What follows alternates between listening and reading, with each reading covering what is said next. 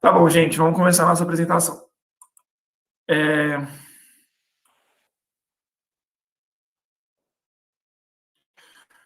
Bom, como eu introduzi já, a ideia é que essa formação seja uma formação geral, assim, acho que vai trazer vários aspectos muito importantes da economia num tema que não é simples, que é da financiarização, mas da economia monetária como um todo. E a ideia é que seja introdutório também, então a gente não vai conseguir aprofundar muito em alguns temas, mas vai levantar alguns debates que eu acho que são interessantes. Então vamos lá, né? Primeiro de tudo, por que estudar financiarização, ou por que estudar finanças em um coletivo de economia popular? Tipo, finanças não é uma coisa da direita, não é uma coisa de quem só quer lucrar. Por que a gente está falando disso num núcleo de economia popular? Primeiro, né, sobre a definição de finanças, tem várias na internet, mas eu acho que duas que são interessantes é isso, que é a ciência do manejo do dinheiro, do estudo da circulação do dinheiro entre os particulares, as empresas e os estados. E aí, quando a gente pensa na circulação do dinheiro, a gente tem que sempre levar em consideração que esse é um assunto do dia a dia. Todo mundo, no seu dia a dia, tem que lidar com o manejo do dinheiro e muitas vezes com dificuldade, né? Ainda mais quando falta renda. Então, esse manejo e essa gestão do dinheiro é um assunto do dia a dia que a gente não pode deixar de tratar, mas, para além disso, também é um aspecto fundamental da dinâmica da economia capitalista moderna. Assim, a circulação nacional e internacional do dinheiro, mas ativos financeiros, que a gente vai falar um pouco também mais para frente, são aspectos fundamentais de como funciona o sistema econômico hoje. Então, entender a economia que a gente vive passa por entender o processo de financiarização. Então, ao mesmo tempo, ele está no nosso dia a dia, ao mesmo tempo explica o todo da economia por diferentes perspectivas, né, de encarar as finanças. Além disso, acho que a gente está numa conjuntura bastante peculiar, não sei se todo mundo sabia, mas ano passado foi um ano em que dobrou o número de pessoas físicas na Bolsa de Valores. Em grande maioria, as pessoas físicas normalmente têm prejuízo na Bolsa de Valores, porque, enfim, perdem muito para as organizações mais organizadas, fundos de investimento, assets, etc. E tem sido muito propagandeado essa lógica do investimento. Você pode ser rico, você só precisa aprender a investir. Então, vou aqui te apresentar uns vídeos do YouTube e você vai aprender a ser rico muito fácil. E a gente está aqui para disputar um pouco essa visão sobre as finanças, para mostrar que esse processo de financiarização, na verdade, ele é um processo que é ruim para grande parte da classe trabalhadora e, na verdade, ele é um processo concentrador de renda, que tem aspectos, não é que não tem aspectos positivos para a economia como um todo, mas ele, no geral, se afasta do que a gente gostaria que fosse uma economia popular, hoje, pelo menos. E, além disso, é um assunto extremamente complexo, então, que precisa ser um pouco desmistificado, assim. Extremamente complexo, mas não é que é tão complexo. Tem uma complexidade e ela precisa ser desmistificada, a gente precisa conseguir tratar ela de uma forma mais simples para que ela também seja entendível a todos. Bom, então vamos começar sobre o dinheiro, né? O papel do dinheiro na economia, ele é extremamente relevante, principalmente na economia capitalista. E existe um ramo da economia que estuda isso, que é a economia monetária. A economia monetária que hoje formula, pensa políticas monetárias. Então, todas as políticas que a gente ouve no jornal sobre definição da taxa Selic, da taxa de juros, é uma política monetária, política de concessão de crédito, são formas de política monetária. Não vai entrar tanto no que é todos os tipos de política monetária, mas só entendendo que o estudo da moeda e do dinheiro é esse campo grande e importante da economia. E aí eu trouxe dois exemplos que acho que são bem legais, porque o dinheiro ele é fator determinante da economia capitalista para todos os pensadores da economia que seguem um viés, de alguma forma, de esquerda. Assim. Hoje, no mainstream econômico que a gente chama, no que é a visão dos mercados financeiros, por exemplo, muitas vezes o dinheiro é colocado simplesmente como uma forma de circulação, né? Só a forma de pagamento. A gente poderia ser qualquer outra coisa, só uma forma de pagamento. Mas tanto no Marx quanto no Keynes, que talvez sejam os dois maiores pensadores econômicos linhas de esquerda, né, que seguiram aí o marxismo, o keynesianismo, ambos colocam um papel central na questão da moeda para a definição do que é a economia capitalista. Então, no Marx, tentar explicar de uma forma mais simples possível, mas no Marx, o dinheiro ele é o fundamental, ele passa por um processo fundamental. O Marx ele diferencia o que é moeda e o que é dinheiro. O Marx coloca a moeda como o equivalente geral, aquele objeto que pode ser tratado, que pode ser trocado por qualquer outro. Então, hoje a gente usa uma nota de papel, mas antes era o ouro, mas poderia ser qualquer outro objeto que é simplesmente usado como meio de troca. Já o dinheiro, ele é um movimento diferente da moeda, porque para o Marx, o dinheiro ele é a moeda que se torna a mercadoria em si só, que é essa dialética entre mercadoria e dinheiro, que é a parte fundamental do Capital do Marx, né, o livro mais famoso dele, mais profundo na economia, começa com essa dialética que é extremamente importante, que é, no sistema capitalista, o dinheiro ele deixa de ser só um meio para a troca de mercadorias e ele se torna a mercadoria em si. O que isso significa? As pessoas ou o movimento da economia, ele é de querer valorizar o dinheiro. É o valor que se valoriza. E por isso ele se torna o capital. A primeira definição do Marx sobre capital é exatamente essa, que é o valor que se valoriza, que é o capitalista que quer o dinheiro não para trocar por outro bem, mas para ter mais dinheiro no futuro. E aí, o Marx fala uma coisa que é a base também de onde o Keynes vai vir, que é nesse momento em que o dinheiro deixa de ser só um meio de troca, só um espaço de troca entre duas mercadorias, e passa a ser, ao mesmo tempo, reserva de valor e crédito, que a economia se torna capitalista, que, pelo menos assim, não historicamente, mas do ponto de vista teórico, né? Porque nesse momento, a própria força de trabalho se torna mercadoria. A gente não consegue entrar tanto na visão marxista, mas com certeza a Leda vai pegar exatamente esse ponto. Assim. Então, se não ficou claro, a gente vai voltar nele na próxima reunião. E aí o Keynes, então viu o Keynes está falando? Para o Keynes, a economia ela é principalmente determinada pela demanda. O que isso significa?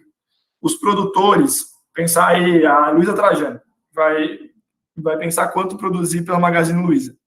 Ela vai pensar quanto a Magazine Luiza vai produzir de acordo com quanto ela acha que vai ser demandado dos produtos da Magazine Luiza. Então, quanto a Magazine Luiza vai conseguir vender. Então, no fundo, o que determina é a demanda. E por que é a demanda que determina para o Keynes? Porque, simplificando também, e porque o dinheiro é importante nisso? Porque o dinheiro, ele é, ao mesmo tempo, reserva de valor e crédito.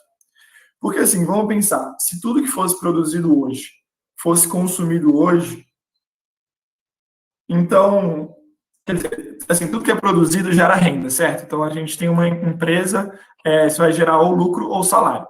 Se tudo que é produzido gera renda, e se essa renda for toda gasta hoje, então vai ser sempre a oferta que vai determinar a demanda, porque tudo que é produzido vai virar renda e vai ser consumido. O que o Keynes vai falar é o dinheiro, o fato da economia ser monetária, faz toda a diferença. Porque ao mesmo tempo ele pode ser crédito. Então ele pode ser um consumo futuro, porque hoje eu estou guardando, ou ele pode ser um dinheiro que é tirado do futuro para o agora, que é o crédito. Então, em vez de eu ter o dinheiro agora, eu pego um empréstimo. E essa possibilidade de não utilizar toda a renda disponível hoje para usar ela no futuro, ou utilizar a renda do futuro hoje, é o que faz com que a demanda não seja dependente da oferta e a demanda que determina a economia. Bom, gente, essas partes são talvez algumas das mais complexas, mas depois a gente pode entrar mais nesse debate, assim, que eu gosto muito, então também por isso eu quis trazer aqui, apesar de ser um pouco mais complexo. Bom, mas vamos lá. A partir do momento que existe o dinheiro, existem as relações monetárias, vai aparecer também os bancos, né? Porque o dinheiro começa a se tornar, como eu falei lá no Marx, uma mercadoria. O que isso significa? Tem o que é o banqueiro, o capitalista? Ele ganha dinheiro emprestando dinheiro. Então, ele é um cara que tem dinheiro, empresta o dinheiro para alguém, e esse empréstimo vem por meio de um pagamento de uma renda, que é os juros. Então, ele ganha dinheiro gerindo dinheiro, né? Então, o banco o banco vai nascer a partir disso e dessa dinâmica entre empréstimos e crédito. O mercado financeiro, a gente vai falar mais para frente, também vem com uma nova evolução, mas uma maior complexificação desse processo todo que envolve o dinheiro, de forma central. Bom, então vamos lá, né? Pegando de forma mais específica, o que é a moeda? Como eu já falei lá atrás, a moeda, de alguma forma, ela é colocada como o equivalente universal, é aquilo que é trocado por qualquer coisa, qualquer mercadoria. Eu não poderia, é muito difícil que eu chegasse, por exemplo, numa feira e falasse, não, eu quero comprar essas 4 maçãs com 2 batatas. A batata não é um meio de troca, então eu não consigo usar a batata como equivalente. O dinheiro, então, ele se torna esse equivalente universal, porque eu posso trocar as 2 batatas, vender elas por R$5, e com esses R$5 comprar 4 maçãs. Então, ele é o equivalente universal porque ele expressa o valor dos outros bens produzidos. E é importante colocar que, dessa forma, ele se torna um meio de troca, né? Então, a moeda é o meio de troca, aquilo que é utilizado para essa troca. E como eu falei lá atrás, naquela explicação do Keynes, né? A moeda é, ao mesmo tempo, reserva de valor e ela é, ao mesmo tempo, crédito. Então, você pode guardar o seu dinheiro embaixo do seu colchão e aí você vai ter dinheiro no futuro. Você está reservando o valor de alguma forma. E, ao mesmo tempo, é crédito, porque você pode ir no banco e pegar um empréstimo e aí você teria que pagar no futuro, mas hoje você tem esse dinheiro.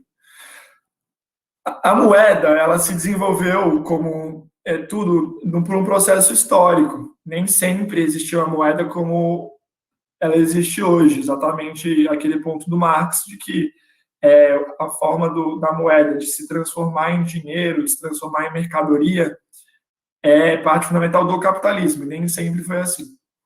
Então, só trazendo um pouco curiosidades, assim, mas as moedas já existiam na antiguidade, tanto na China como no Império Chinês, como no Império Romano do Ocidente, e era normalmente metais preciosos, né? Porque o metal precioso ele é um tipo de bem que é muito difícil de desgastar, né? O ouro e a prata eles viraram as primeiras moedas porque são muito difíceis de se perder.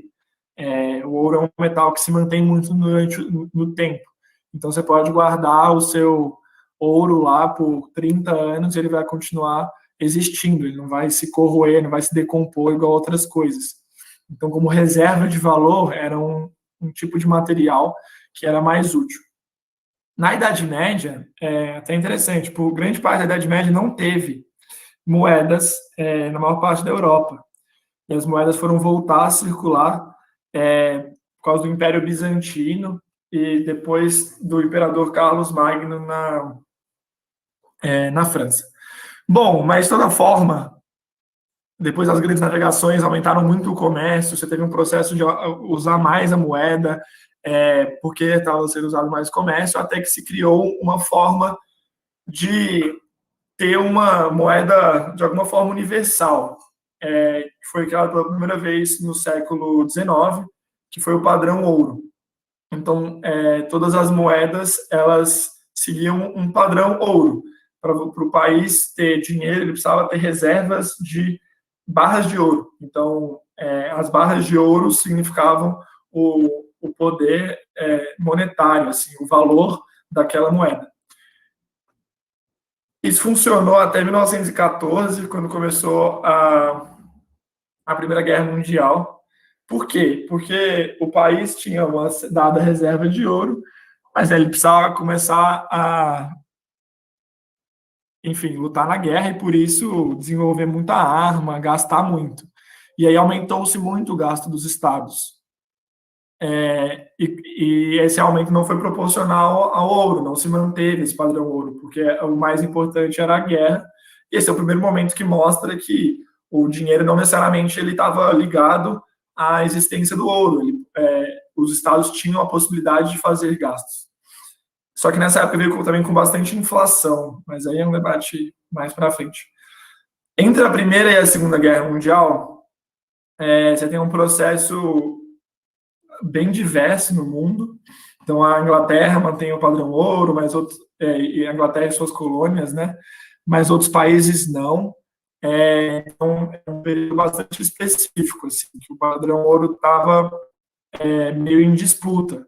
Ele, ao mesmo tempo, tinha uma crise do sistema do padrão ouro, e alguns países usavam ele e outros não. A partir de 1946, depois da Segunda Guerra Mundial, né, criação da ONU, etc., criou-se o Fundo Monetário Internacional e, pela primeira vez, criou-se uma política internacional monetária, que foi o padrão dólar-ouro. O que isso significa? Os Estados Unidos era o país mais forte nessa conjuntura internacional, e aí o dólar ele era a moeda base de todas as outras moedas, e o dólar, o valor do dólar era dado em ouro. Então, o que antes era o padrão ouro para todos os países, agora era só para os Estados Unidos, e todos os outros países tinham suas moedas não em ouro, mas em dólar, e o dólar tinha em ouro. Então, no final das contas, eles teriam uma equivalência com o ouro em algum grau. Esse sistema foi chamado de sistema de Bretton Woods. Só que em 1971, esse sistema colapsa, porque tinha muita especulação sobre o dólar, não vamos entrar tanto nesse assunto, mas o Nixon, que era presidente dos Estados Unidos, unilateralmente decide acabar com a equivalência dólar-ouro, e o dólar para de ser equivalente ao ouro, e ele se torna uma moeda fiduciária. O que significa uma moeda fiduciária? O dólar não tem nenhum valor em si. Uma moeda, aquele pedaço de papel não tem um valor intrínseco a ele. Ele é uma moeda fiduciária, que significa que ele é uma moeda que o seu valor ele é remetido pela confiança que é dada a ele. O dólar ele só é o dólar porque todo mundo acredita que ele é o dólar, porque todo mundo vai trocar aquilo como dólar.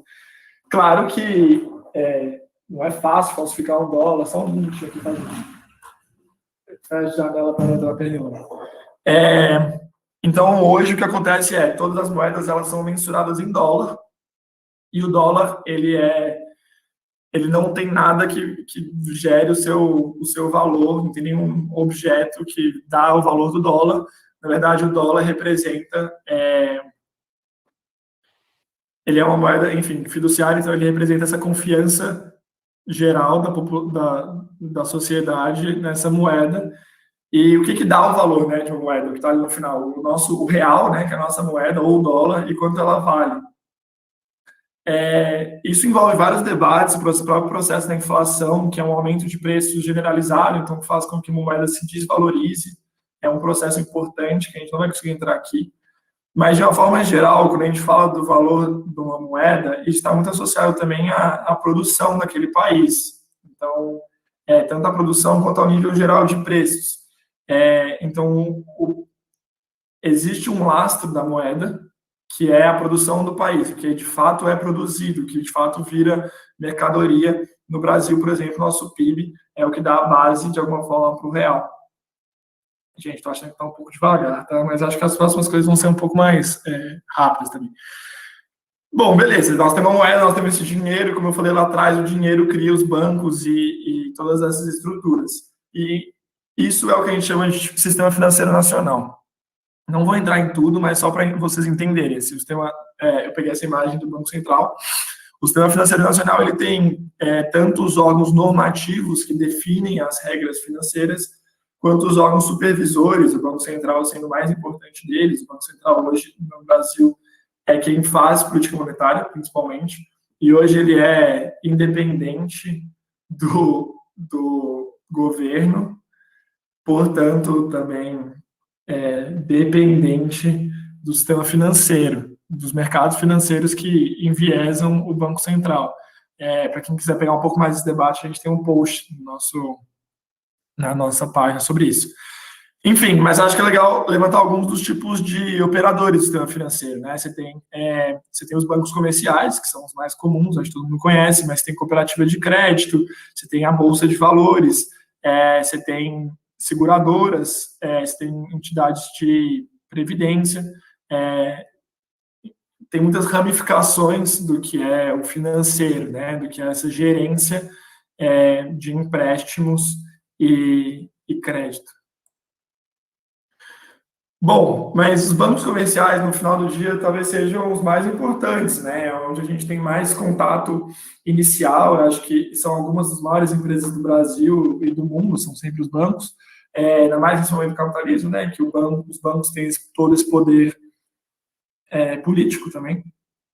E como que o banco funciona na prática? Hoje em dia, os bancos comerciais, eles funcionam com um sistema de empréstimo em que é criado dinheiro, né? Então, vamos perguntar como que cria dinheiro, a galera só imprime. Então, o que acontece? Quando um investidor, ou um empreendedor, uma empresa, ou um cidadão comum quer pegar um empréstimo com o banco ele cria o crédito, ele cria uma quantidade monetária, uma quantidade de dinheiro para aquela pessoa, que antes dava o dinheiro na mão, hoje em dia basicamente muda uns dígitos numa conta bancária, é totalmente digital, né, em grande parte das vezes, e aí a pessoa ganha esse dinheiro. Então, o banco ele só empresta dinheiro que ele tem, porque as pessoas também guardam dinheiro nos bancos, né? Isso é importante. As pessoas guardam dinheiro nos bancos para receber os juros daquele dinheiro que está no banco. Então, o banco ele só empresta para os outros o dinheiro que ele tem guardado? Não. Na realidade, ele empresta muito mais do que o dinheiro que ele tem guardado.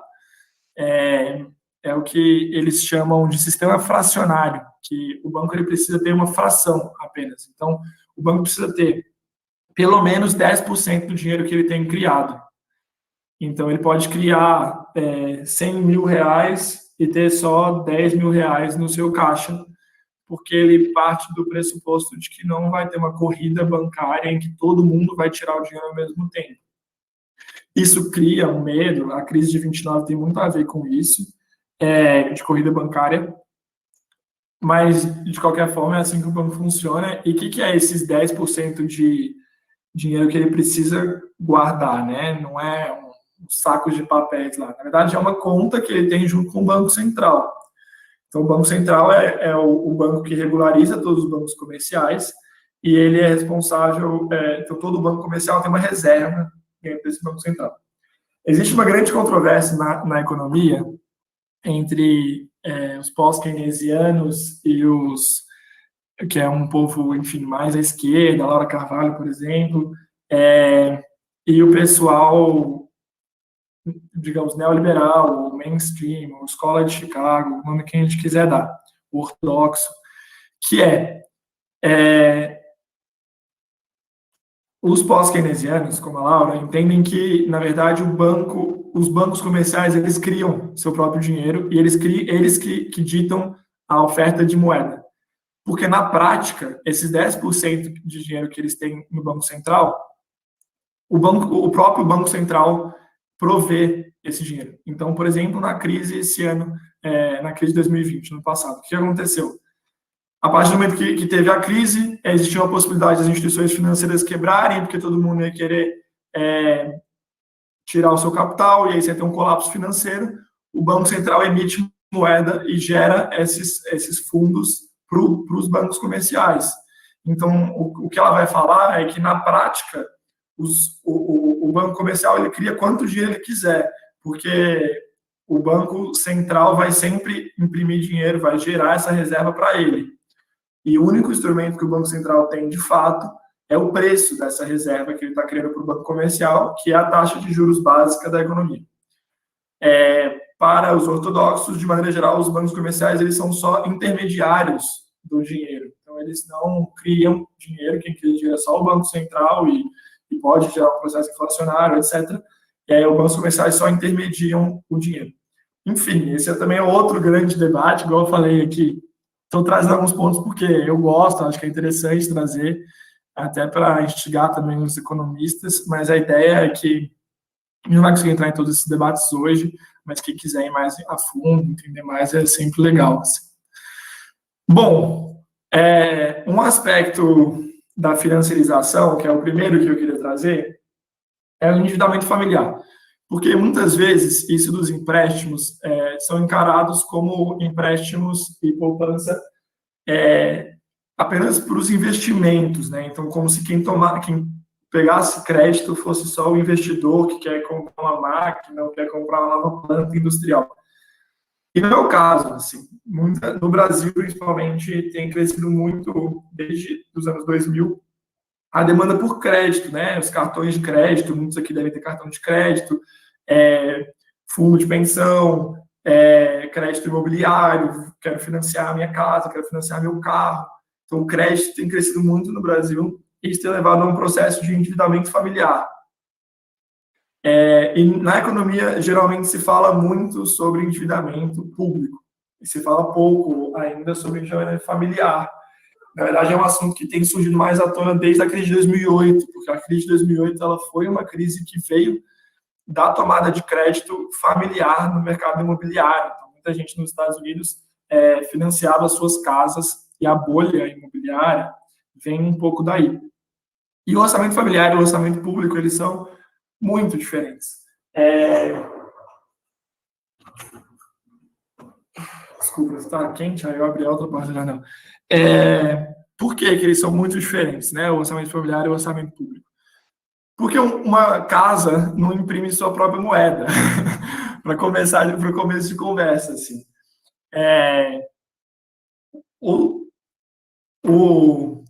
Um país, ele consegue, como a gente estava falando sobre moeda, emitir sua própria moeda. Quando ele emite sua própria moeda, ele consegue fazer gastos. Então, ele tem uma fonte de gastos que é própria, ele não vai, não tem o mesmo processo de inadimplência que um orçamento familiar tem. O orçamento público pode ter inadimplência, falência, não falência, mas inadimplência, principalmente quando a gente está falando de um endividamento externo. Então, quando você tem empréstimos em dólar, por exemplo, o Brasil se torna insolvente, não consegue pagar suas dívidas com os Estados Unidos, por exemplo. A Argentina passou por um processo desse recentemente. Isso tem consequências para a economia que são drásticas. E o orçamento público ele também pode ser insolvente, pode não conseguir pagar suas dívidas internamente. Mas aí é um processo que a gente pode debater mais a fundo outro dia, que é que a emissão de moeda pelo Banco Central, lá atrás, como eu estava falando, ela, hoje em dia, geralmente é feita por emissão de dívida pública. Então, o Banco Central emite títulos que valem uma parte que valem uma quantia futura, e é assim que ele emite sua dívida, e, portanto, ele precisa pagar isso para as pessoas do próprio país, mas é uma dívida com seus próprios cidadãos. Enfim, isso aqui também é outro grande debate. Estão vendo aqui que o dia hoje é para levantar grandes debates, levantar um monte de bola para quem estiver interessado. Bom, e hoje em dia tem tido um grande debate sobre o endividamento familiar, porque por muito tempo o crédito foi encarado como uma medida muito positiva, inclusive por economistas do nosso campo, da esquerda, por entender que o crédito ele era uma fonte de renda muito importante e que gerava o crescimento do país, porque gerava um aumento do consumo, que fazia a roda da economia girar. Acontece que hoje em dia tem várias pesquisas que colocam em xeque isso por causa do processo de longo prazo, que muitas das famílias que hoje estão consumindo mais por causa do crédito não vão ter aumento da sua renda real e no futuro vão estar endividadas. Como elas vão estar endividadas, as famílias vão sofrer muito mais e não vão conseguir consumir, então a roda da economia vai girar menos. E aí eu quis trazer alguns gráficos. Não acho que gráfico é sempre um instrumento mais didático, mas eu acho que aqui é bem interessante, assim, na verdade. Que é de ver como que o endividamento familiar aumentou, assim. Então agora está no máximo da série histórica, né? Em dezembro de 2020, que é o último nível, 56% da renda acumulada dos últimos 12 meses das famílias correspondia à dívida que elas tinham com o sistema financeiro nacional. É muito grande, significa que mais da metade da renda acumulada nos últimos 2 meses está comprometida. Isso é um dado agregado do Banco Central. E a gente vê que é um processo que aumentou, né, durante, inclusive, todo o governo petista, e tem aumentado muito agora na crise. E aí alguém poderia falar, não, mas a dívida não é tão importante da família, porque no fundo a família não vai ter que pagar a dívida agora, ela vai pagar só os juros, a dívida é uma coisa no futuro. E aí eu trouxe também o comprometimento da renda das famílias com o pagamento de serviço da dívida,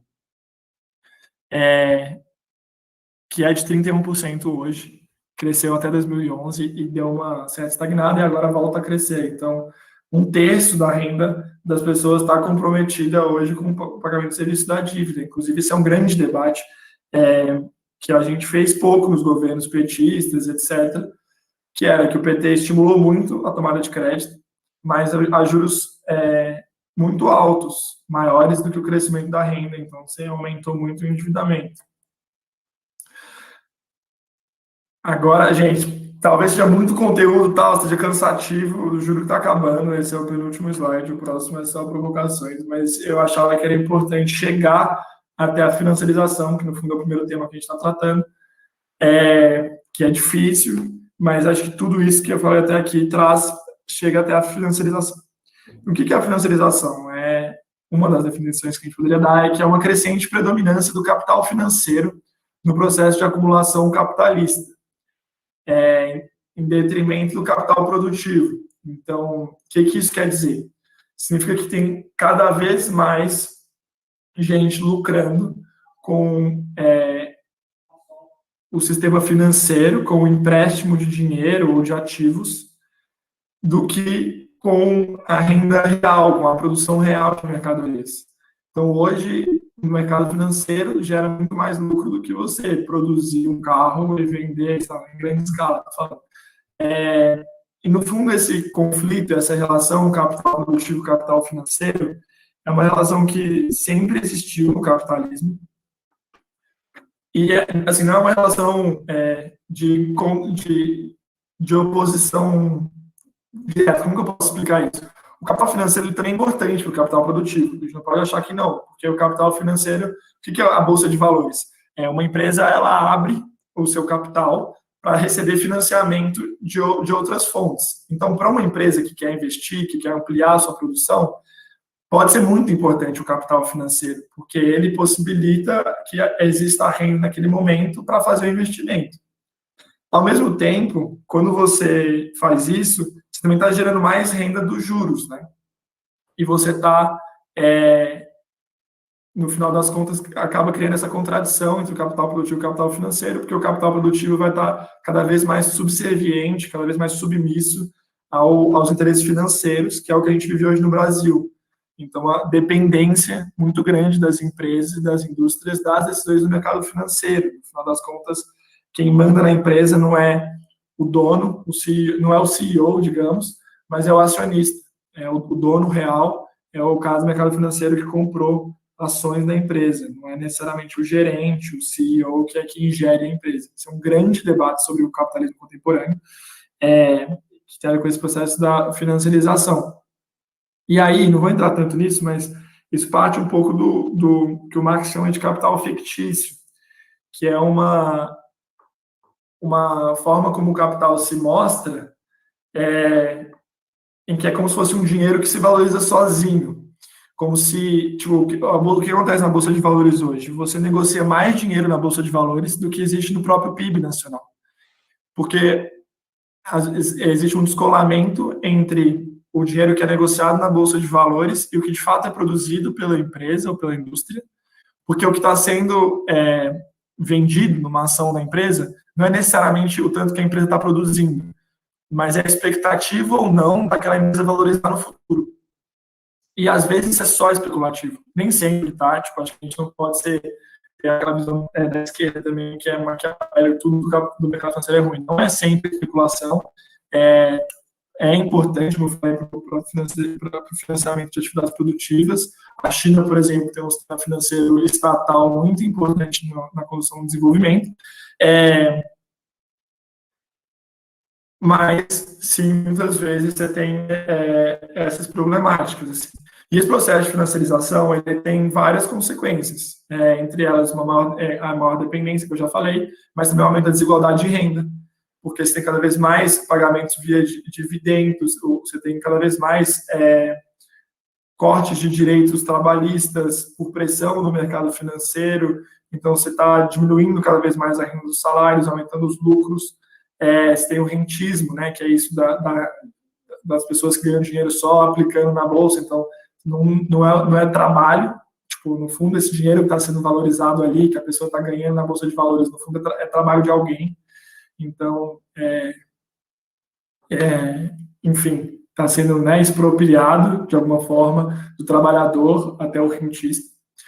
O endividamento familiar, que eu acho que eu já tratei bastante, se aumenta muito as crises e instabilidade financeira, Então, você tem um processo de mundialização do capital, principalmente a partir da década de 90, 80, quando você tem a globalização, em que os mercados financeiros eles estão no mundo inteiro, né? Então, cada vez mais, os países também são dependentes do fluxo de capitais de outros lugares, e esses fluxos são extremamente instáveis, porque, como eu falei, eles dependem muito de expectativa. Acho que o grande exemplo disso é o que foi ano passado, aquelas 2 semanas em que a Bolsa de Valores travou 5 vezes, perdeu metade do dinheiro que estava nela em 2 semanas. E depois se recuperou completamente no mesmo ano, não teve grandes impactos para a economia real. Assim. E por último, acho uma coisa que eu citei, mas isso tudo passa por uma submissão do Estado à agenda que a gente chama de agenda neoliberal. E aí eu frisei alguns aspectos dela, que é o corte de gastos, de programa social, serviço público, investimento, privatizações, enfim, eu podia falar de política cambial e monetária, mas eu acho que esses pontos são fundamentais, porque eles também mostram que o processo de financiarização ele traz uma agenda econômica que, no fundo, piora a vida do trabalhador, de alguma forma. Porque você vai ter menos programa social, programa de distribuição de renda, os serviços públicos de saúde, educação, por exemplo, são sucateados, você tem menos investimento público, e se tem um grande processo de privatização. Bom, mas e aí, gente? O que fazer, né? Por que nós estamos debatendo isso hoje? Esse aqui é um núcleo de estudos e prática. Então, a gente quer estudar, quer entender a financiarização, mas a gente também quer fazer alguma coisa. O que a gente quer fazer? Primeiro, falar que assim, eu foquei bastante no endividamento familiar, porque eu acho que ele é um aspecto da financiarização que ele é mais direto, assim, que é um aspecto que a gente precisa conseguir dialogar, assim, se a gente quer fazer atividades práticas populares, que hoje muitas famílias estão endividadas. Mas aí deixa eu algumas perguntas para estimular o debate. Então, como o dinheiro financeiro afeta a nossa vida no dia a dia? A gente falou de empréstimo, falamos de corte de direito trabalhista, falamos de moeda, um monte de coisa, falando de cartão de crédito. Outra coisa, é importante saber de finanças quando a gente não quer investir na bolsa? Acho que aqui, né, a gente falou um monte de finanças, nada foi sobre investir na bolsa, então espero que tenha fazido sentido também a gente estudar isso.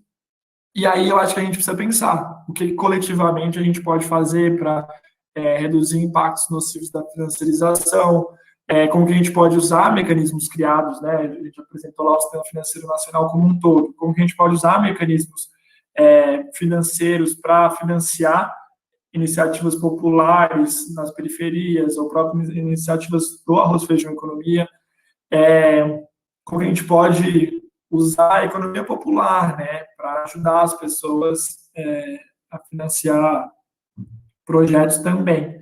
Acho que é um pouco isso. Acho que a gente aqui, nesse núcleo, se propõe a fazer um salto que não é simples, que é, ao mesmo tempo, estudar e entender a fundo essas questões da financiarização, que eu acho que, espero que tenha ficado bem visível, que é bem profunda, né, da natureza do sistema que a gente vive hoje, e, ao mesmo tempo, não ficar só no estudo, de conseguir pensar iniciativas. Um pequeno spoiler, mas que não está consolidado ainda, existe a possibilidade de a gente, por exemplo, pensar em educação financeira. A gente tem hoje em São Paulo, em outros lugares do Brasil, Espírito Santo e tal, cursinhos populares. E por que não? A gente poderia pensar em fazer cartilhas de educação financeira, de orientação financeira para as famílias dos estudantes do cursinho. A gente está fazendo agora as entregas do SP contra o coronavírus, como eu falei no começo. A gente poderia, junto, ter um material que fale sobre orientação financeira. Essa é só uma coisa, que é uma possibilidade que a gente está aqui falando, mas existe hoje o Banco das Favelas, existe cooperativa de microcrédito, existe um monte de coisa. E eu acho que a ideia agora, né, vou parar de apresentar, porque, pelo amor de Deus, falei tanto, estou até suando sem falar. Acho que a ideia agora é a gente debater, assim, primeiro, tipo, se tiver, eu acho que primeiro, abertas as inscrições para a gente debater tudo isso que eu falei, mas depois também para pensar coisas práticas. Então, primeiro o inscrito aqui é o Fernando e depois o Ricardo. Vai lá, Fernando. Ô, João, primeiro te agradecer aí pela pelos cutucões, né? A gente que mexeu, teve experiência com esse negócio durante alguns anos. Eu, como a Penha, sou jovem há mais tempo, então a gente teve essa experiência, principalmente como gerente de banco, né? Eu vivi muito tempo, na prática, a falta do crédito e o excesso do crédito. A falta do crédito nos tempos antes dos governos do PT e o excesso de crédito quando a gente teve os governos do PT, né?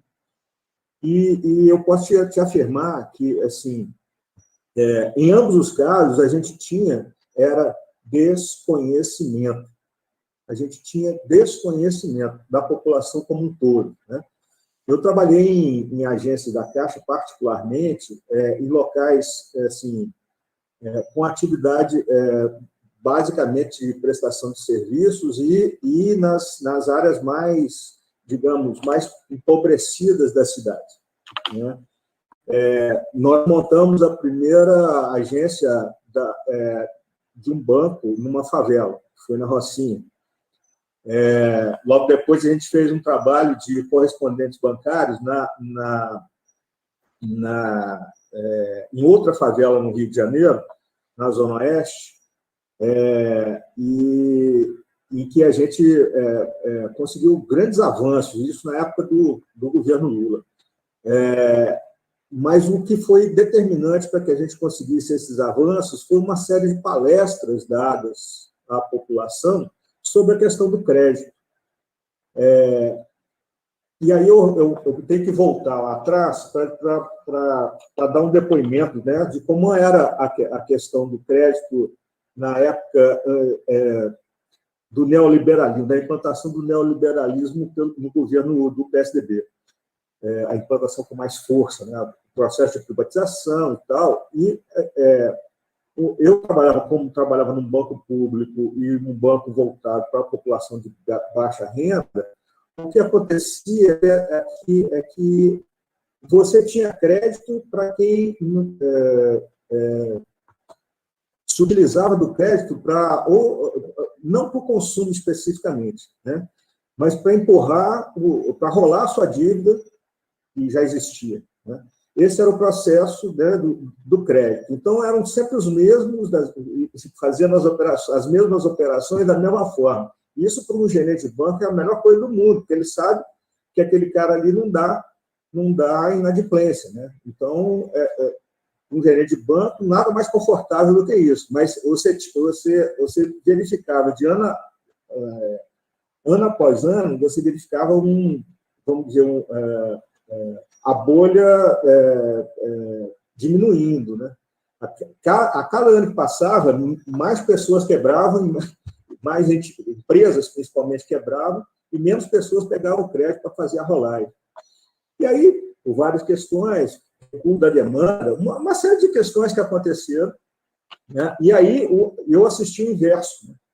Quer dizer, na hora que nós assumimos e o governo Lula, no primeiro ano, que deu aquela estabilização na economia, ele lançou o processo até, digamos assim, agressivo, né, de liberação de crédito para as populações mais marginais no processo. Houve uma grande procura, né, e as pessoas não estavam acostumadas com isso. Elas não estavam acostumadas a ter dinheiro, elas não estavam acostumadas a saber como trabalhar com dinheiro.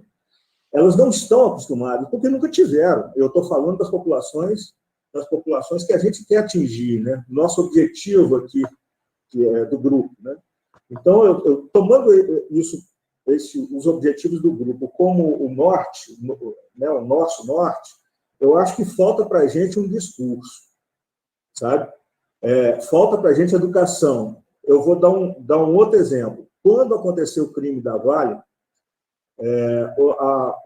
a justiça aqui, na época que não estava ainda comprada, a justiça estabeleceu um auxílio para todo morador do município de Brumadinho. Brumadinho tem 40 mil habitantes. Era um salário mínimo por adulto, meio salário mínimo para jovens até 18 anos e um quarto de salário mínimo para cada criança até os 17. Né? Então, assim, tinha família que estava com R$6.000 por mês. Uma família que ganhava antes um salário mínimo estava recebendo R$6.000 por mês. R$4.000. Tá certo? Porque o salário era R$1.000. Então, todos os brumadinenses ganharam e recebiam esse recurso até bem pouco tempo atrás. Aí, o que aconteceu? Nós começamos a ter problemas dentro do município, problemas de toda ordem. Né? Principalmente, o município não conseguia reter os recursos que estavam sendo colocados ali, porque a gente Brumadinho faz parte da região metropolitana de Belo Horizonte, então as pessoas não podiam sair de lá, porque senão elas deixavam de ganhar o auxílio emergencial. Mas aí elas ficavam lá, mas gastavam o dinheiro em Belo Horizonte, que é o centro de excelência.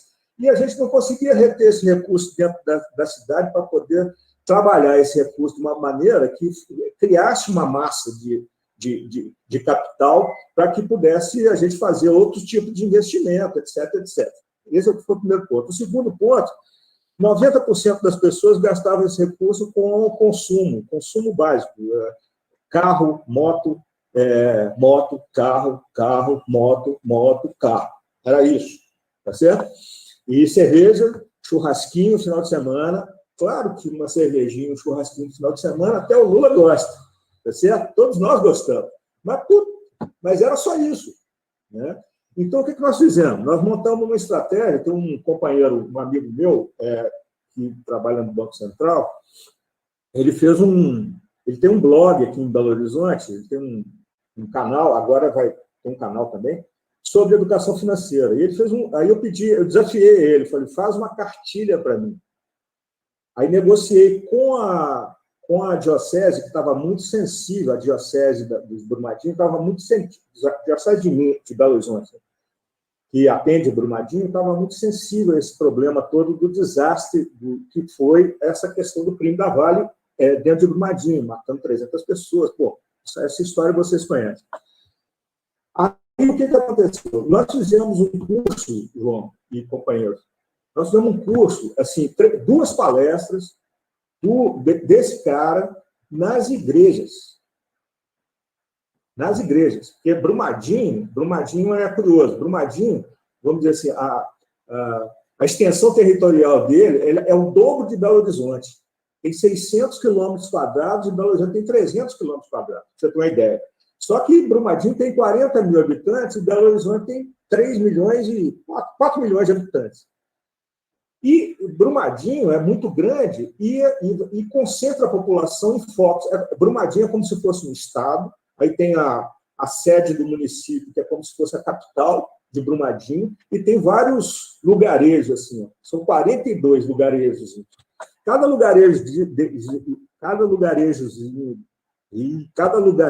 lugarzinho desse tem uma igreja, entendeu? Então, a gente fez reuniões em todas as igrejas, com todas as pessoas. E aí começamos, e fizemos um acordo lá tem 3 bancos que operam na cidade, fizemos um acordo com os gerentes lá, para a gente ver como é que estava a vida financeira dessas pessoas. Mas não, claro, que não era para o CPF, mas, assim, eles nos dando uma visão geral de como é que estava o índice de inadimplência, o comércio também, a associação comercial, e a gente começou a pegar dados que declinaram o índice de inadimplência da cidade, quase caiu a 0. Tá certo? Depois Hã? Desculpa te interromper. Não, o pessoal estava mandando mensagem aqui no chat. Não, assim, estou gostando muito porque está sendo uma aula da prática dessa implementação. Mas só ficar um pouquinho do tempo, porque está com várias inscrições. Eu sei que eu estou falando demais, mas tudo bem. Você falou para aprofundar o debate, então eu estou aprofundando, pô. Mas eu só queria dar esse depoimento para mostrar assim, que é possível fazer. A gente precisa de um discurso que consiga chegar nas pessoas. As pessoas precisam entender o que é o dinheiro, para depois entender como trabalhar com ele. Era isso. Não, perfeito. Eu acho até, eu tô até achando que nós temos que conversar de talvez ter uma formação sua. Acho que seria muito legal. No próximo espaço nosso também você contar todo esse processo e a gente até para começar a pensar a prática a partir dessa experiência. Se puder mandar também essa cartilha que esse amigo seu fez, tem muito interesse. Gente, agora eu vou contar, vamos fazer fala de 3 minutos, pode ser? Estou contando o tempo, eu vou avisando os minutos que já foram, tá bom? Conforme eu passar aqui. Então, agora é o Ricardo, depois o Ciro. Vai lá, Ricardo. Beleza. Bom, queria começar fazendo uma análise que eu reconheço que é um pouco reducionista, assim, mas acho que dá para criar uma ideia legal, assim, na relação de classes que tem, tipo, em relação à financiarização, trabalhadores e a classe capitalista, né, dono do capital. Mas, enfim, pensando em relação às relações de produção entre o trabalhador e o capitalista, por um lado, a gente precisa consumir os produtos produzidos pelas empresas dos capitalistas. Então, a gente tem um fluxo de capital dos trabalhadores para os capitalistas, e do outro, o fluxo de capital que viria dos capitalistas para o trabalhador viria na forma de salário, né, na forma de trabalho. Porque o capitalista, como ele tem o capital, ele tem o meio de abrir empresas e criar empregos, ele tem essa opção, né, ele que ter esse fluxo, né, do capitalista para o trabalhador. Só que qual é o problema disso? Abrir empresa não é a única opção que o capitalista tem para tipo, ter algum tipo de rendimento, ter algum tipo de juros sobre o capital dele, né? Ele tem a opção de colocar esse dinheiro no mercado de ações, ele tem a opção de comprar dívidas, título de dívida do Estado. Então, tem uma relação meio desigual entre os trabalhadores e o capitalista nessa relação de transferência de capital. Sim, o João falou que o mercado de ações ele tem essa importância para financiar empresas, mas na minha visão acho que é muito pontual isso, porque acho que os momentos em que esse capital do mercado de ações é usado para criar novos empregos ocorre só em instantes pontuais, como, por exemplo, um processo de IPO, que é quando uma empresa vai abrir o seu capital e vai receber novos investimentos. Ou então um processo em que ela vai emitir mais ações por meio de um processo de subscrição de ações, né? Quando as pessoas podem comprar novas ações para a empresa poder montar mais capital. Então, acho que tem uma relação muito desigual de transferência de capital entre a classe trabalhadora e a classe capitalista. Aliás, acho que é importante apontar também no Brasil, o histórico de juros altos apresentava, na minha visão, uma barreira muito grande para geração de novos empregos, porque o capitalista vai abrir uma empresa se ele tem um título do governo lá que é seguro, oferecendo juros a 15%, 20%, assim, que foi o nível que estava no começo dos anos 2000, assim.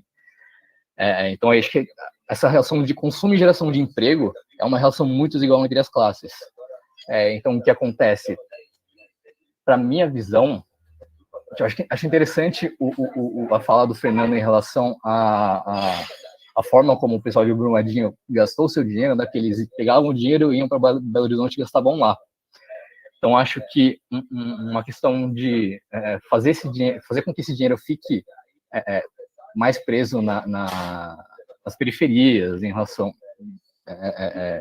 nas localidades, assim, seria realmente criar, meios de produção nessas periferias, de forma a criar meio que âncoras para o capital não fugir do local.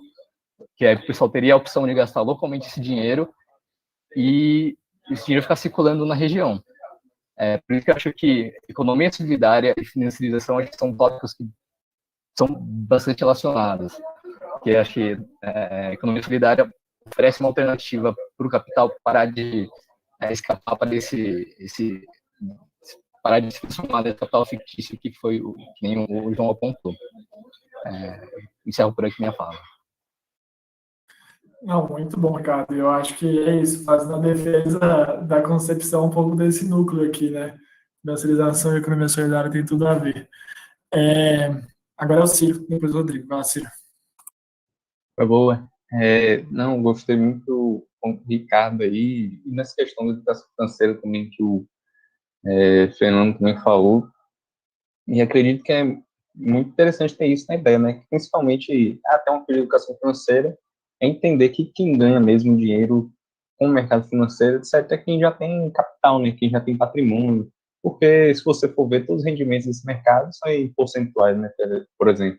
Então, se você tem um percentual de 10% de 1 milhão, você ganha muito mais do que alguém que tem 10 mil reais e ganha 10%, né? Ainda que no percentual seja a mesma coisa, a pessoa que ganha 10% de 1 milhão consegue viver com isso. A pessoa que ganha 10% de 10 mil dificilmente vai conseguir viver com isso, né?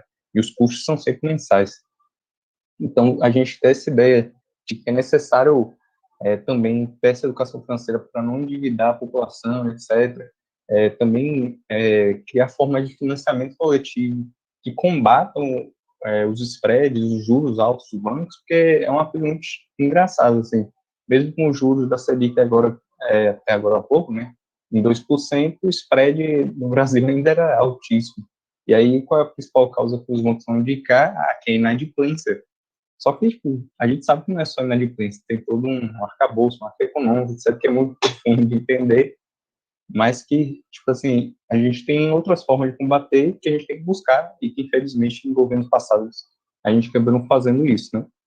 Mas acredito que, a partir da educação financeira, etc., você mostrar para as pessoas que você pode ter outras formas de financiamento, que não seja recorrer principalmente aos bancos, etc., e também, se o Estado puder ajudar nisso, você começa a mudar essa estrutura, né, da financiarização, da extração do valor, da mais-valia, né, de certa forma, até, do trabalhador em outras formas que são as vias financeiras, né. Mas, lógico que isso não parte só do individual, do coletivo, e principalmente o papel que o Estado pode ter e tem que ter para mudar essa estrutura é muito grande, é uma coisa que é um projeto político, não é só um projeto de região. Não, genial, deu a linha em 2 minutos. Gostei muito, Ciro, é isso. Lógico, a gente está falando aqui de ações nossas, pontuais, mas com certeza é um projeto político, que vai ser de muita luta. E com certeza a saída só pode ser coletiva. Mas acho que também legal isso, ao mesmo tempo da gente pensar, igual você falou, da construção de projeto de país, mas ao mesmo tempo iniciativas coletivas, né, locais. Agora então é o Rodrigo e depois o Danilo.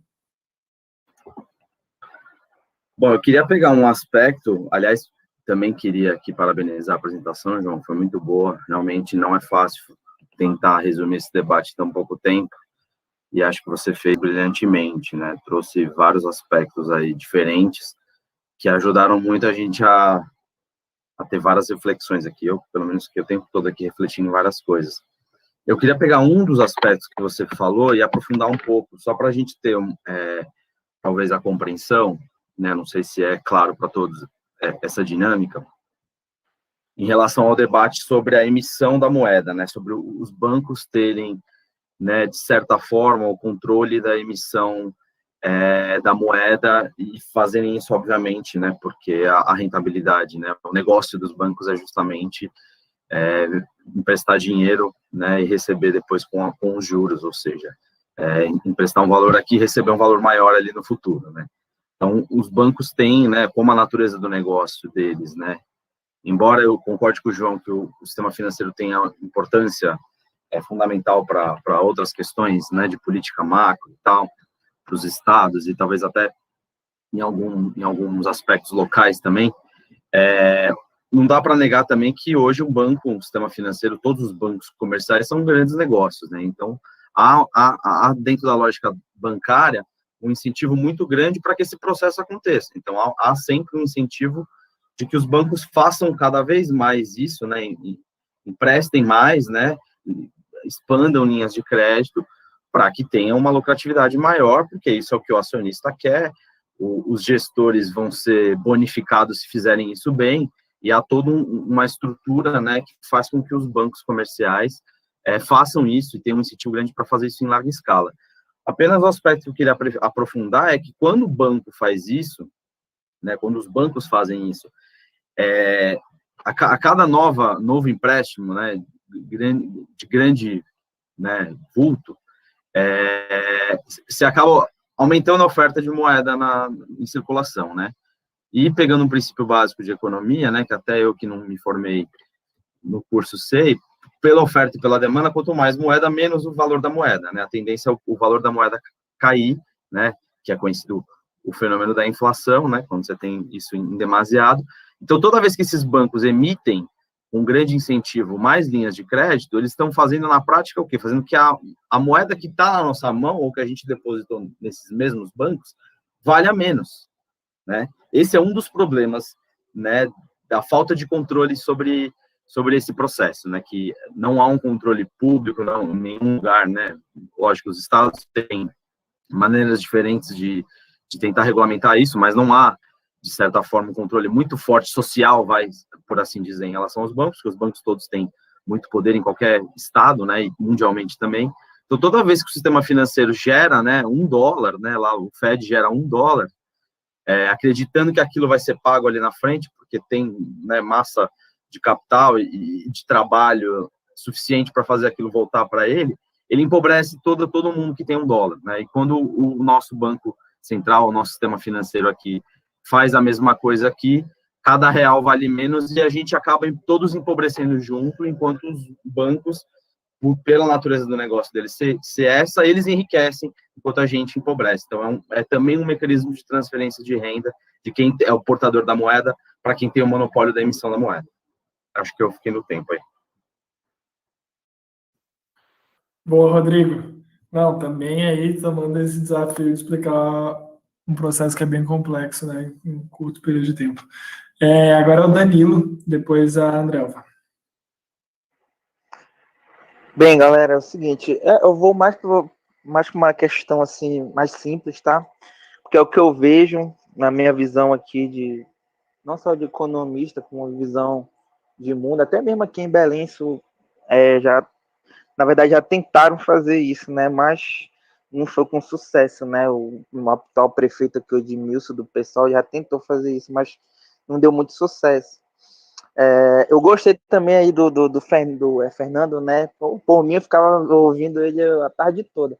Mas é assim, acho que a questão mais aí é a questão da educação mesmo, cara. A gente já tem essa cultura de a gente não ter uma educação financeira desde a nossa base. Então fica difícil, às vezes, tu pegar, dar dinheiro na mão de uma pessoa que digamos, uma pessoa pobre, que nem eu, ou o pessoal daí, e a pessoa pegar esse dinheiro, investir, reinvestir.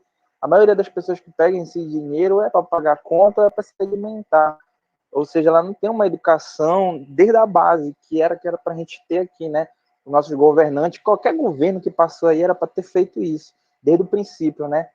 Ter esse ensinamento de educação financeira desde a nossa base, para a gente poder conseguir multiplicar o nosso dinheiro, qualquer dinheiro que estivesse dando entrada, a gente tivesse adquirido, dinheiro de auxílio, dinheiro de Bolsa Família, dinheiro de qualquer espécie, qualquer natureza, a gente ter a capacidade de reinvestir ele ou aplicar, entendeu? Porque a gente só começa a aplicar em alguma coisa quando a gente entra numa graduação, se especializa em alguma coisa. Até mesmo a gente, eu não sei como é o caso de vocês aí, tem pessoas que são formadas, mas pegam o seu dinheiro, não aplicam, não fazem nada, entendeu? Então isso daí não é de agora, já é desde a base. Tem pessoas, se tivesse uma educação financeira desde a base, eu acho que o mérito todo está nessa questão de mudança. Se tivesse um planejamento para mudar a base, que a gente sabe que é difícil mudar a nossa base aqui brasileira de educação, se tivesse pelo menos isso, acho que os resultados seriam diferentes, independente de governo, independente de banco, o resultado seria totalmente diferente, entendeu? E é mais ou menos isso aí, galera. Muito bom, Danilo, sempre focando nisso da educação, né, que acho que é fundamental. Não, e o Fernando é bem bom de ouvir mesmo, é professor, né? Não tem jeito. A gente não ainda vai ter que aprender até essa didática. Agora é a Andrelva.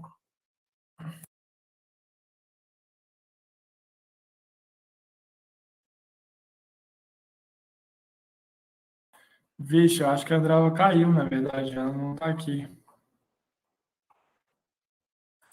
Bom, então vou passar a câmera na frente e aí depois se ela voltar, ela fala. Vai lá, Câmera. Beleza. O que eu vou falar é mais instigar coisas que a gente precisa pensar do que realmente uma explicação, que eu não manjo muito desses assuntos. Mas quando você falou dos bancos comerciais, só deixando mais claro para as pessoas, eles realmente não têm a reserva de tudo que a gente empresta deles e de tudo que eles investem, mas se por acaso tiver essa corrida aos bancos e todo mundo for sacar em caso de incerteza extrema, o Bacen, o Banco Central, é obrigado a socorrer os bancos comerciais. É isso que define ser um banco comercial ou não, mesmo porque os bancos comerciais são obrigados a ter uma reserva no Bacen, o banco dos bancos. Porém, eu acho que é importante a gente pensar hoje nas fintechs, onde que elas entram em tudo isso. Para quem não sabe, fintechs são quem emite cartão de crédito, quem você faz uma conta, tudo, mas não é um banco comercial propriamente, como a Nubank, como o Inter. Então, eles não, por não ser considerado banco comercial, você não tem essa garantia. Acaba que muitos serviços são mais baratos, porque é uma estrutura menor, você não tem um banco que você vai lá, então acaba sendo serviços mais baratos. Mas eu penso muito em como isso está se expandindo e qual o papel disso na nossa sociedade hoje, se não tem essa garantia do Banco Central. Além de outras questões também, que envolvem a regulamentação das fintechs e que tem muita coisa em tramitação aí, mas acho importante a gente pensar nisso. Além disso, Ricardo, a sua fala foi muito importante, é isso mesmo, mas a galera da MMT, eu não defendo a MMT porque eu tenho muita dificuldade de entender a MMT, parece tão simples que eu falo, nossa, não pode ser isso, mas a galera da MMT discordaria de você aí, talvez. Não, muito bom, Camila. Acho que trouxe novos debates. Eu acho as fintechs uma loucura também.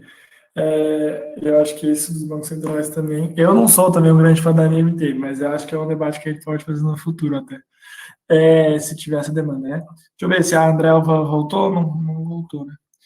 Então vamos seguir para as nossas reinscrições. É o Ricardo, depois o Ciro. Vai lá, Ricardo. Boa. Só falando, eu já curti bastante MMT, na real. Só que eu saí da linha do MMT depois que eu comecei a prestar mais atenção na economia, principalmente do Brasil, né? Mas, enfim. Acho que uma coisa que eu quero falar, acho que não ficou muito claro o meu ponto na primeira fala, mas, tipo, meio que fazer uma relação entre desenvolvimento econômico e essa narrativa de investimento, que acho que a questão de investimento na economia como um todo não é muito bem materializada, né? Porque, tipo, subjetivamente, todo mundo imagina que investimento seja uma coisa boa, mas acho que a minha fala, tipo, colocou um pouco, necessário materializar, né? O que significa investimento. Você quer dizer investimento, comprar uma ação, comprar um título do governo ou abrir uma empresa, né? Essas três ações têm, tipo, impactos diferentes na economia como um todo. E acho que também tem a questão do consumo, que o consumo que, de fato, vai empregar pessoas e produzir mercadorias e serviços. Então, acho que o consumo tem um papel importante na questão da economia solidária, eu acho. Porque, tipo, acho que o consumo que vai efetivar, de fato, a transferência de renda de uma localidade para outra. Que nem o exemplo do Fernando colocou. E aí, queria apontar também um ponto da fala do Rodrigo em relação à emissão de moeda e inflação, né, que acho que é um debate importante, e essa teoria que você falou, que na verdade a teoria quantitativa da moeda, se não me engano, de emissão de moeda gerar inflação, eu acho que ela é muito ideológica e pouco materialista. Tipo, eu acho que as condições de inflação de diferentes períodos são diferentes. E acho que é necessário analisar com mais calma as condições materiais que levaram à inflação. Acho que um dos motivos de eu ter saído da linha do MMT foi a inflação no final de 2019 e 2020, que foi quando a gente começou a ter bastante inflação de produtos básicos, como feijão e carne, muito mais por causa da decisão, por exemplo, de grandes produtores produzir soja para exportar ao invés de produzir feijão. e também, tipo, decidir exportar mais carne do que abastecer o mercado interno. Então, tipo, são decisões materiais de quem tem os meios de produção que, na minha visão, acho que acabam afetando muito mais essa relação de preço do que emissão de moeda. Encerro aqui. Muito bom, Ricardo. Defendo a economia política dos preços, né? Da inflação. Boto muita fé também. Gente, queria trazer um debate que é o seguinte: a gente chegou ao nosso teto, que era 6, mas acho que o debate está legal. Acho que algumas pessoas já começaram a sair, acho que rola esse cansaço mesmo. Queria sugerir, se vocês topam, a gente estender até 6h15. Acho que o Ciro é o único que está inscrito agora, mas acho que a gente pode, então, encerrar as inscrições durante a fala do Ciro. Então, quem quiser falar ainda, se inscreve durante a fala dele. E aí depois a gente pode pensar um pouco em encaminhamentos, né? Acho que a gente debateu aqui sobre economia solidária, sobre outras coisas, para a gente pensar um pouco os próximos passos desse NEP aqui. Eu falei economia solidária, quer dizer educação financeira, desculpa. Cabeça também já está cansada. Então pode ser assim, a gente fecha então até 6h15. Beleza, então vai lá, Ciro, e aí, quem quiser se inscrever, se inscreve durante a fala do Ciro.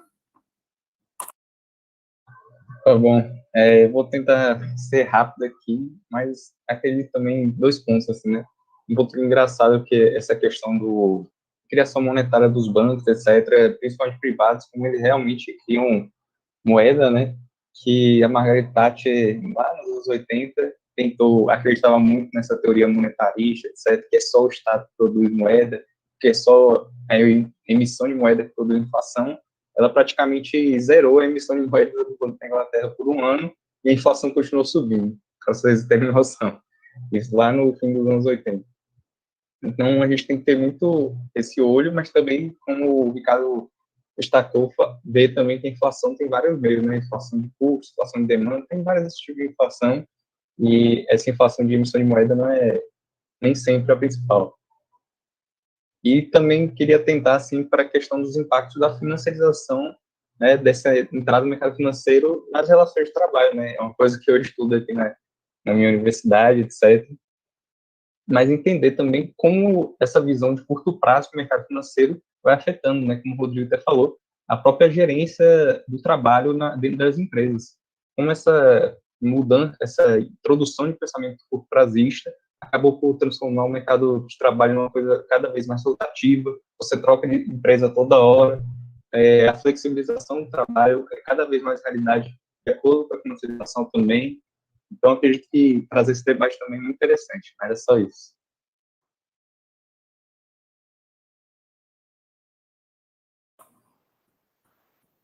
Boa, vai lá, João. Oi, gente.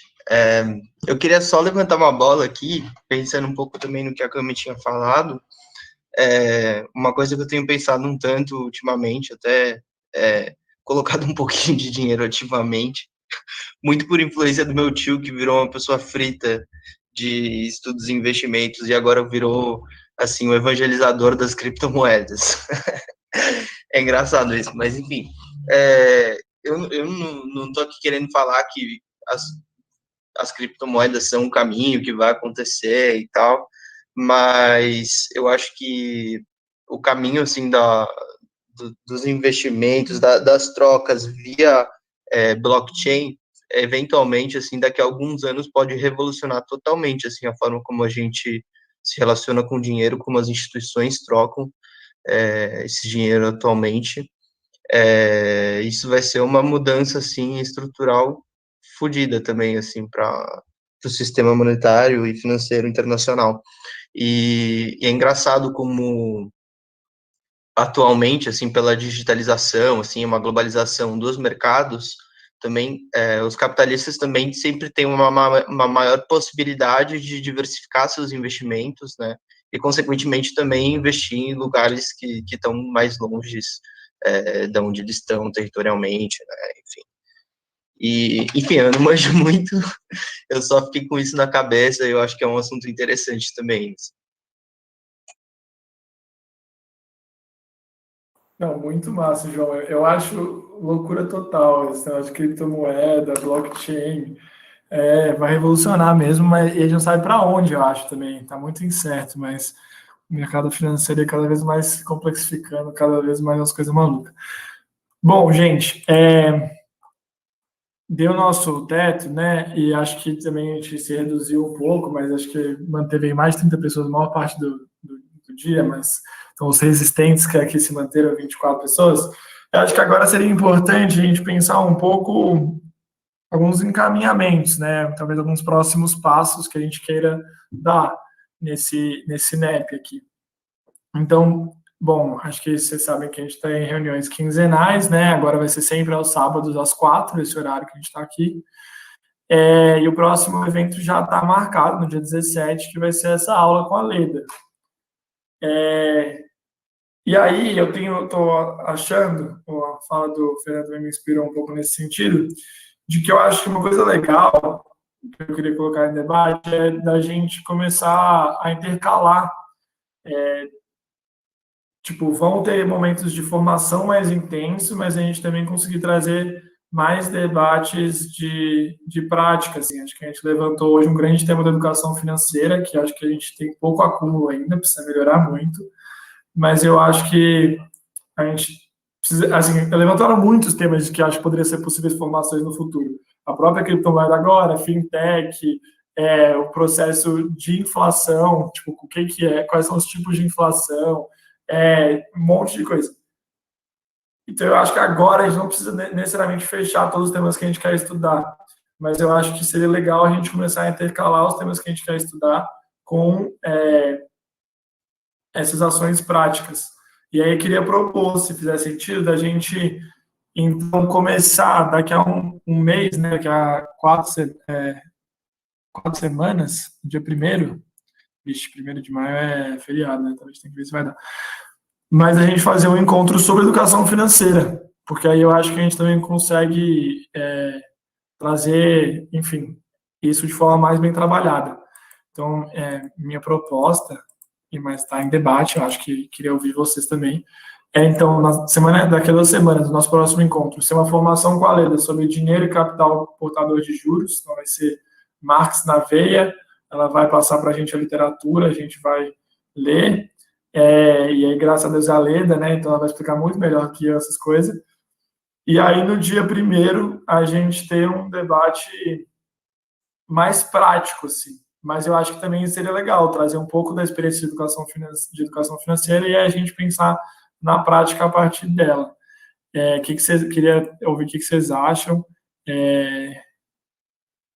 Pode se inscrever, claro. Agora a ideia é se inscrever para a gente encaminhar isso.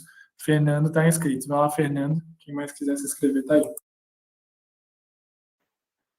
Pessoal, eu acho que eu me inscrevi só para reforçar, viu, João, essa sua posição, que eu acho que é fundamental, né?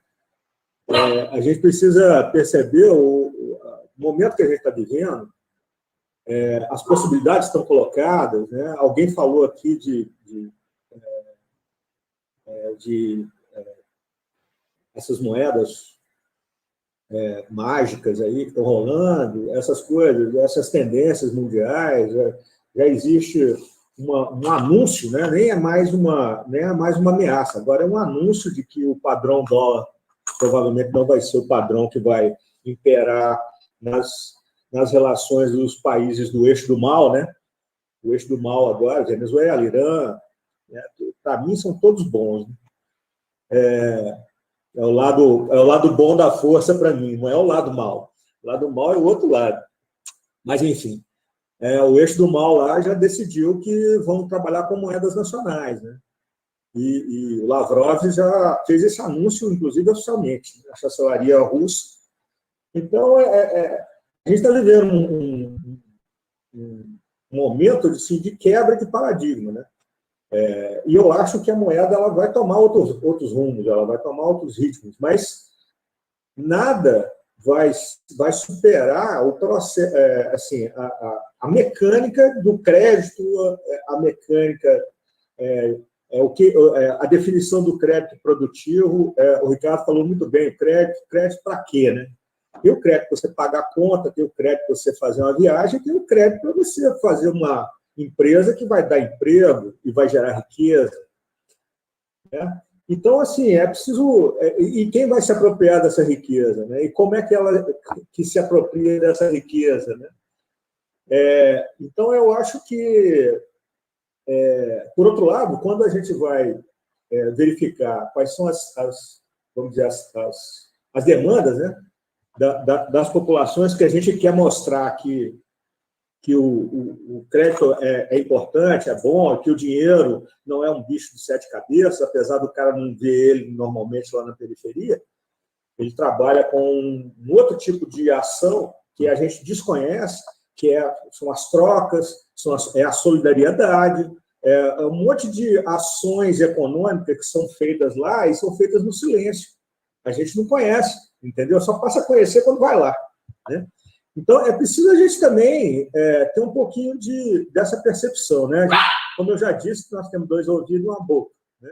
Então, a gente precisa ouvir das pessoas que a gente quer atingir quais são as demandas, para que a gente possa, então, estabelecer um discurso necessário para que a gente possa atingir essas pessoas, né? Eu acho fundamental a gente aprofundar a nossa formação, mas eu acho fundamental também, Ivan, a gente ter a praxis, sabe? A gente fazer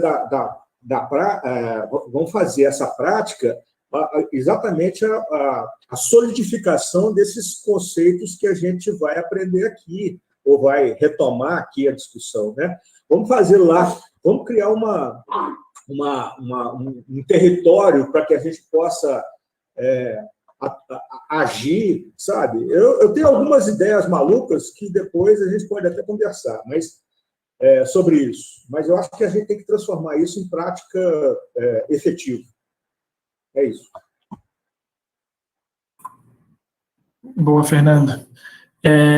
Não, eu acho que é isso. Vamos para a prática. Bom, ninguém mais se inscreveu, várias propostas aqui, quer dizer, vários comentários positivos no chat. Então, acho que a gente pode ficar um pouco com essa proposta, esse encaminhamento um pouco até aqui. E aí, queria, na verdade, propor uma segunda coisa, assim, que eu queria abrir esse debate, gente, que eu sou hoje o responsável pela direção, pela coordenação desse núcleo de estudos. E como toda direção socialista, acho que é uma tarefa que deve ser socializada, né? E eu tenho achado cada vez mais, a gente precisa ter mais gente pensando no núcleo, esse tipo de coisa, e eu acho que esse assunto da educação financeira vai ser um assunto central, assim, porque eu acho que vai ser a primeira possibilidade, hoje eu vejo como a primeira possibilidade prática do arroz, feijão e economia furar a bolha, de verdade, e construir um movimento popular. E eu acho que tem que ser pensado a muitas cabeças, assim, então queria perguntar quem aqui topa pensar um pouco mais isso. Acho que a gente tem que se reunir antes desse encontro lá no dia 1º de maio, ter um time que traga alguma coisa um pouco mais mastigada, porque senão é isso, a gente se encontra pouco, as coisas não vão andar. Então, essa é a minha pergunta. Tem mais alguém aí animado com pensar esse grupo? Se posicione aí no chat se tiver.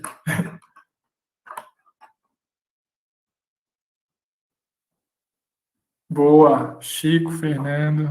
Penha. Boa. Fechou. Não, anotei os nomes aqui, então acho que esses vão ser os nomes, depois nós vamos chamar para organizar, para pensar mais mesmo esse processo da educação financeira. Então, só anotando aqui. Cami, você conseguiu anotar na ata também? Chico, Fernando, Ciro, a Penha, Ricardo, o Danilo, a Lili e o Murilo. É isso, acho que é um time bom já, hein? Eu acho que dá para trazer algo... Cortou eu e a Jupe. Desculpa, gente, não vi. Tinha que girar até o final. A Jupe e o Rodrigo. Uai, timezão aqui, hein? Gostei que a galera tá animada. até topando mais encontros, né? Nessa nossa rotina que já está tendo tantos encontros. Bom, fechou então, gente. Isso é tudo que eu tinha pensado para hoje, assim. Não sei se alguém tem mais algum comentário, alguma coisa. Senão a gente dá como encerrado e falar que fiquei muito feliz que hoje a gente tinha 11 estados aqui presentes, 31 pessoas num sábado à tarde. Acho que esse grupo aqui tem muito potencial mesmo, e de tanto, enfim, entrar nesses temas espinhosos da economia e profundos, mas também de levar para a praxis, como o Fernando falou, e transformar um pouquinho da nossa realidade brasileira, que está tão difícil. Mais alguém, algum comentário? Não, então eu vou fazer. Fala, Só dar tchau para vocês. Um bom final de semana, meus queridos. Eu estou saindo. É isso, feliz Páscoa, gente. Abração. Tchau, gente. Valeu. Tchau, gente. Tchau, Renata. Adeus, Valeu, pessoal. Beijo, gente.